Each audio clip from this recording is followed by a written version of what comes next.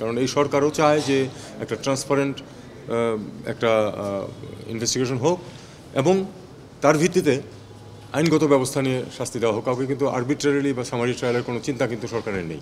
যারা এই অপরাধগুলো করেছে এবং যারা হুকুম দিয়েছে তাদেরকে অবশ্যই বিচারের সম্মুখীন করতে হবে এবং সে কাজে জাতিসংঘ সহায়তা করুক, এটা তো আমাদের নীতিগত সিদ্ধান্ত আছে।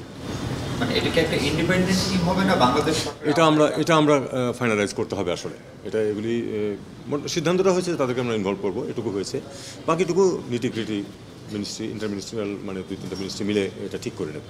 কিন্তু উনি তো বললেন যে ওরা একটা স্বাধীন তদন্ত কমিটি হবে এবং সেটা ওনারাই লিড করবেন, অর্থায়নও ওনাদের হবে। উনি তো আমাদের অর্থায়নই সব কিছু না, এখন তারা স্বাধীনভাবে করুক, কিন্তু উনি যদি এখানে ইনভেস্টিগেট করতে যান তার সিকিউরিটি ব্যবস্থাটা হলেও তো দেখতে হবে। কাজেই স্বাধীন যতই হোক না কেন তারপরেও তো আমাদের ইনভলভমেন্ট থাকতেই হবে আমাদের, কারণ এই সরকারও চায় যে একটা ট্রান্সপারেন্ট একটা ইনভেস্টিগেশন হোক এবং তার ভিত্তিতে আইনগত ব্যবস্থা নিয়ে শাস্তি দেওয়া হোক। কাউকে কিন্তু আরবিট্রারিলি বা সামারি ট্রায়ালের কোনো চিন্তা কিন্তু সরকারের নেই। আমরা পুরোপুরি আইন অনুযায়ী করতে চাই কাজটা। আমরা অবশ্যই চেষ্টা করবো যেন একদম সম্পূর্ণ নিরপেক্ষ একটা তদন্ত হয় এবং তার ভিত্তিতে এবং গ্রহণযোগ্য সমস্ত পৃথিবীর কাছে। আমরা কিন্তু এখন এমন সিচুয়েশনটা এমন যে কোনো কিছু করতে গেলেই তো এক ধরনের ক্রিটিসিজম আসতে পারে। কাজে আমরা চাইবো এটা সম্পূর্ণ নিরপেক্ষভাবেই হোক এবং তাতে আমাদের যা যা সহায়তা করা দরকার সেটা আমরা করবো।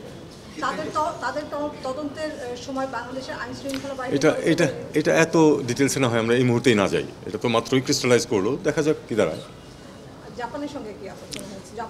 জাপানের সঙ্গে খুব গতানুগতিক। জাপানের সাথে আমাদের সম্পর্ক অত্যন্ত ভালো, আপনারা সবাই জানেন। জাপানিজ রাষ্ট্রদূত আমাদের এই সরকারকে ওয়েলকাম করেছেন। আমি তাদেরকে ধন্যবাদ দিয়েছি যে জাপান সম্বন্ধে বাংলাদেশে ইন জেনারেল একটা ভালো ফিলিং আছে এবং সেটা তারাও জানেন। তাদের aid quality is among the best. যখন টাকাটা আসে সেটা আর যায় না। অনেক এইড আসে এবং যায়, কিন্তু জাপানিজের সুবিধাটা হলো যে তারা যখন দেয় তখন এটা আসলে থেকে যায় এখানে। এটা গেল একটা। আর রোহিঙ্গা প্রসঙ্গে আমি তাদের সহায়তা চেয়েছি। আমি বলেছি যে আপনাদের সাথে মিয়ানমারের সম্পর্ক খুব ভালো সবসময়, কাজেই আপনারা সহায়তা করুন যাতে ওনারা অনেক প্রসঙ্গ তুলেছিলেন। আমি বললাম যে আসলে যে ছোটোখাটো 1000 লোক নিয়ে যাওয়া এগুলিতে কোনো কাজ হবে না, কারণ নিয়ে যাওয়ার পরিকল্পনা থেকে শুরু করে ফ্লাইটে ওঠা পর্যন্ত এর মধ্যে 1000 বাচ্চা জন্ম হয়ে যাবে।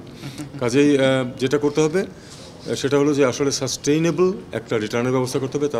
আমি এমনকি তাদের নাগরিকত্বের প্রশ্ন তুলি না, সেটা আরও অনেক ওয়াইডার ইস্যু, কিন্তু নিরাপত্তার ব্যবস্থা থাকতে হবে, তারা যেন নিরাপদ থাকে এবং তারা যেন ইকোনমিক লাইফ একটা জন্য তারা ফলো করতে পারে।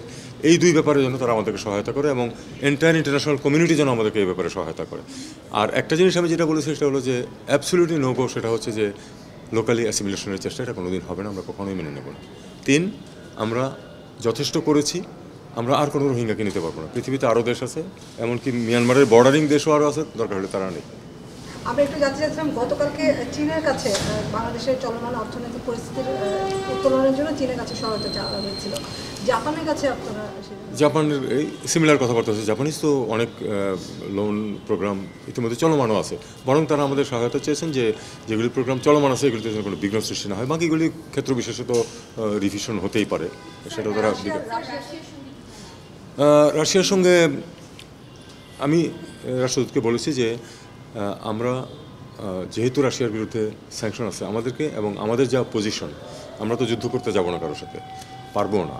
কাজেই আমাদেরকে যেটা করতে হবে সেটা হলো যে এই যে স্যাংশন রেজিমের ভিতর দিয়ে আমরা যেটুকু সহায়তা করতে পারি, যেটুকু ইন্টারাকশন করতে পারি সেটার ম্যাক্সিমাম আমরা করতে চাই। কারণ রাশিয়া আমাদেরকে তদানীত সোভিয়েত ইউনিয়ন আমাদের মুক্তিযুদ্ধের সময় বিরাট সহায়তা দিয়েছে।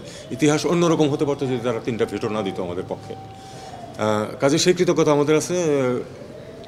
তাদের একজন নাবিকের কিন্তু আমাদের এখানে কবর আছে, সেটাও আমি বলেছি যে আমরা তোমাদের কন্ট্রিবিউশন নিয়ে কোনো সন্দেহ নেই, আমরা সবসময় সেটা শ্রদ্ধা করি।